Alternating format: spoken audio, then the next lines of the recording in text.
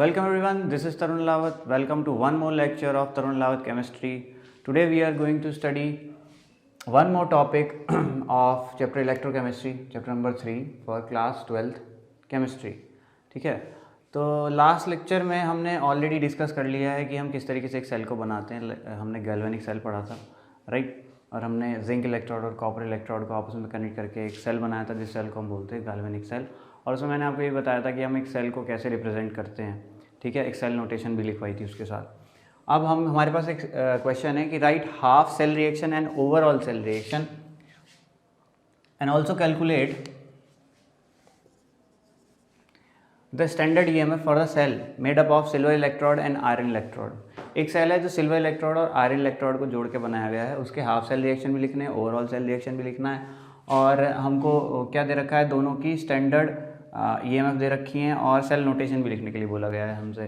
तो कैसे करेंगे इस क्वेश्चन को, देखो सबसे पहली बात कर लेते हैं. देखो दोनों की हमें कौन सी पोटेंशियल गिवन है, रिडक्शन पोटेंशियल Fe+2 से Fe, Ag+ से Ag, यानी ऑक्सीडेशन स्टेट घट रही है, यानी रिडक्शन पोटेंशियल हमको गिवन है. लेकिन हमको जानते हैं एक का रिडक्शन होता है, एक का ऑक्सीडेशन होता है जब हम सेल बनाते हैं.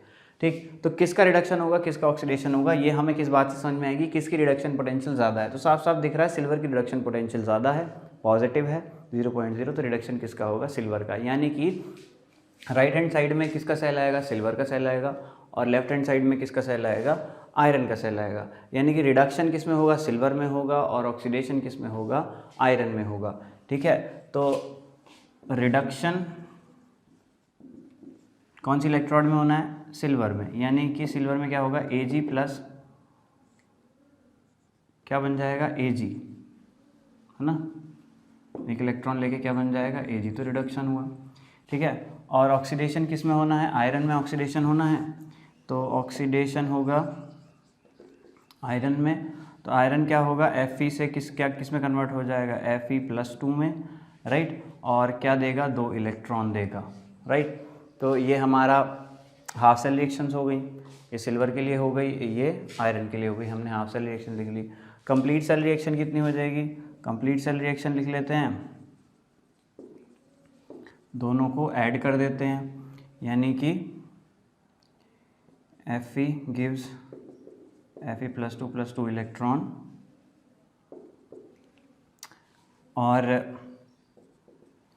सिल्वर क्या होता है, एक इलेक्ट्रॉन लेता है और क्या बना लेता है, Ag. दोनों को जब हम ऐड करेंगे, तो क्या होगा, देखो यहाँ पे 2 इलेक्ट्रॉन है, यहाँ पे 1 इलेक्ट्रॉन है. पहले हम नंबर ऑफ इलेक्ट्रॉन्स को क्या करेंगे, इक्वल करेंगे. तो यहाँ 2 से मल्टीप्लाई कर देते हैं. 2 इलेक्ट्रॉन से 2 इलेक्ट्रॉन कैंसिल आउट हो जाएंगे. तो हमें फाइनल इक्वेशन क्या मिली, Fe+2Ag+ gives Fe2+ and Ag. तो this is our complete cell reaction. हमने सेल रिएक्शन भी लिख दी है, राइट. दिख रहा है ना, राइट, ओके. ठीक, तो हमने सेल रिएक्शन भी लिख लिया. आगे बढ़ लेते हैं. अब हमसे क्या पूछा गया है, कैलकुलेट द स्टैंडर्ड ईएमएफ. देखो ईएमएफ कैसे निकालते हैं हम, सेल की ईएमएफ कैसे निकालते हैं, इसके लिए हमारे पास एक फॉर्मूला होता है सेल की ईएमएफ निकालने का. पोटेंशियल डिफरेंस हम कैसे निकालते हैं कि भाई हम क्या करते हैं, कैथोड में से एनोड की पोटेंशियल माइनस कर देते हैं. EMF of cathode minus EMF of anode. ये हमारे पास सेल का जो पोटेंशियल डिफरेंस है, यानी सेल की जो ईएमएफ है, सेल की जो वोल्टेज है. ठीक है भाई, 2 सेल कनेक्ट कर दिए. अब इलेक्ट्रॉन एक टर्मिनल से दूसरे टर्मिनल जाएगा, किसी एनर्जी से जाएगा. उस एनर्जी को क्या बोलते हैं हम, पोटेंशियल डिफरेंस. और उस पोटेंशियल डिफरेंस को हम क्या बोल सकते हैं, वोल्टेज ऑफ द सेल या ईएमएफ ऑफ द सेल. ठीक है, वोल्टेज का दूसरा नाम क्या है, ईएमएफ. पोटेंशियल डिफरेंस का दूसरा नाम क्या है, ईएमएफ, राइट. तो ईएमएफ सेल निकालने का फॉर्मूला है हमारे पास ई कैथोड माइनस ई एनोड. अब इनमें से कैथोड कौन सी है, तो मैंने पहले ही बोला था, जहाँ रिडक्शन होता है वो क्या होती है, कैथोड.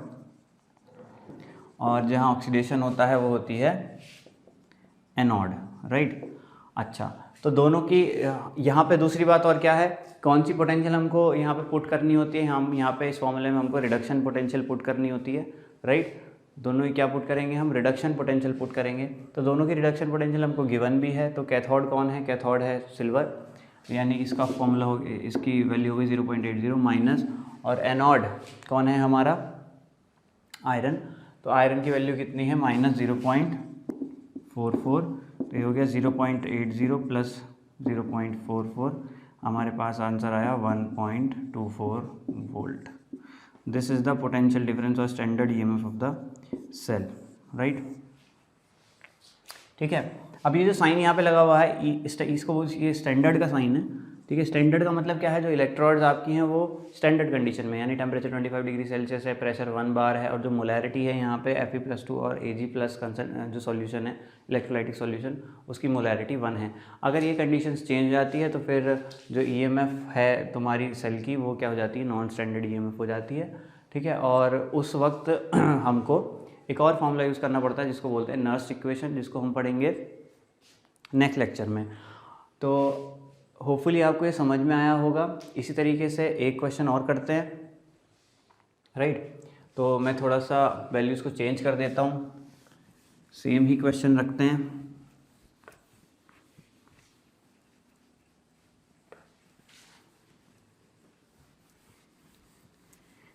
अच्छा, इस क्वेश्चन में हमने एक चीज़ छोड़ दी है, हमने सेल नोटेशन नहीं बनाया, तो सेल नोटेशन भी बना लेते हैं। हमको पता है कि सिल्वर का रिडक्शन हुआ है, तो सेल नोटेशन में बीच में इस तरीके से हम 2 लाइन बनाते हैं और इधर क्या लिखते हैं, जिसका रिडक्शन हुआ है। तो रिडक्शन किसका हुआ है, सिल्वर का रिडक्शन हुआ है, यानी Ag+ से Ag कौन गया है, सिल्वर, राइट। और ऑक्सीडेशन किसका हुआ है, तो ऑक्सीडेशन हुआ है हमारी दूसरी इलेक्ट्रोड का, आयरन का, यानी Fe कहाँ से गया है, Fe से Fe+2। ठीक है, ये सॉलिड है, ये एक्वस है, ये एक्वस है, ये सॉलिड है, और यहाँ पे ये स्टैंडर्ड कंडीशन में है, यानी कि मोलैरिटी इसकी कितनी होगी, 1 मोलार, और इसकी मोलैरिटी भी कितनी होगी, 1 मोलर, सॉरी, राइट। तो इस तरीके से हम सेल रिप्रेजेंटेशन भी कर सकते हैं। तो ये हमारी सेल रिप्रेजेंटेशन होगी, इसमें हमारे पास सारी इन्फॉर्मेशन है कि सिल्वर इलेक्ट्रोड में रिडक्शन हुआ है और आयरन इलेक्ट्रोड में ऑक्सीडेशन हुआ है, तो हमने सेल नोटेशन भी लिख दी, राइट। तो इस तरीके से एक क्वेश्चन और ट्राई कर लेते हैं। ठीक है, सिल्वर इलेक्ट्रोड की जगह हम कुछ और इलेक्ट्रोड लगा देते हैं, राइट। कोई और इलेक्ट्रोड लगा देते हैं।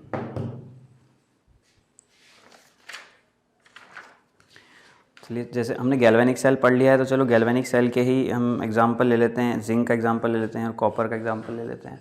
ठीक है, तो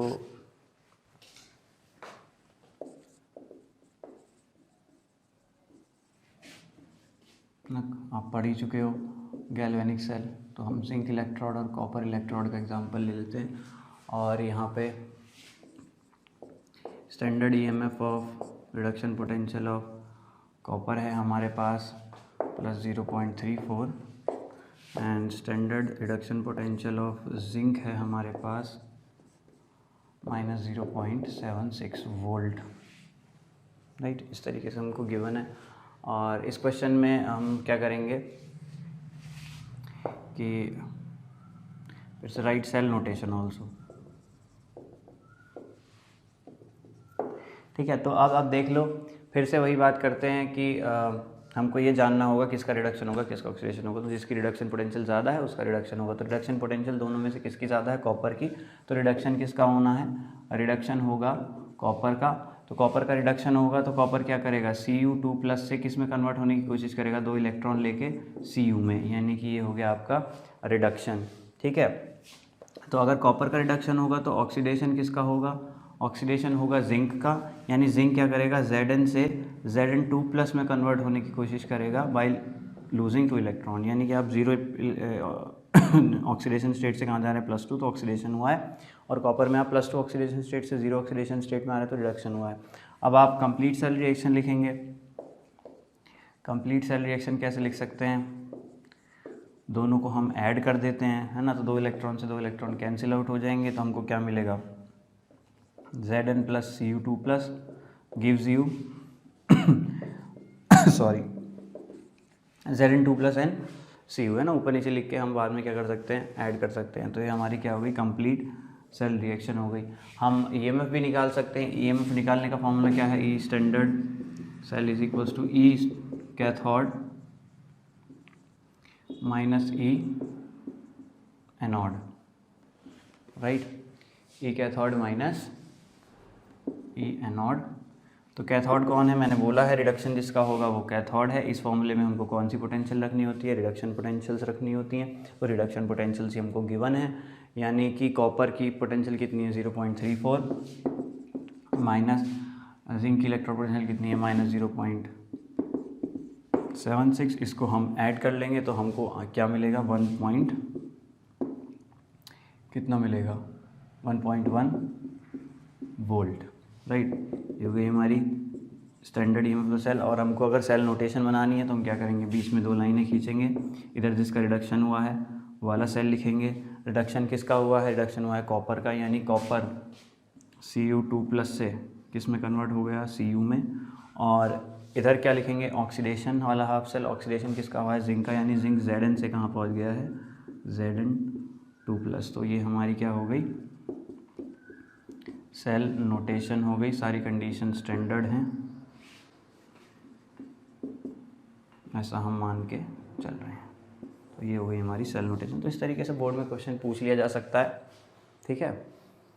तो आज के लेक्चर में हम इतना ही पढ़ेंगे, बाकी पढ़ेंगे हम नेक्स्ट लेक्चर में। कोई भी डाउट हो आपको तो आप कमेंट करके कमेंट सेक्शन में बताएं।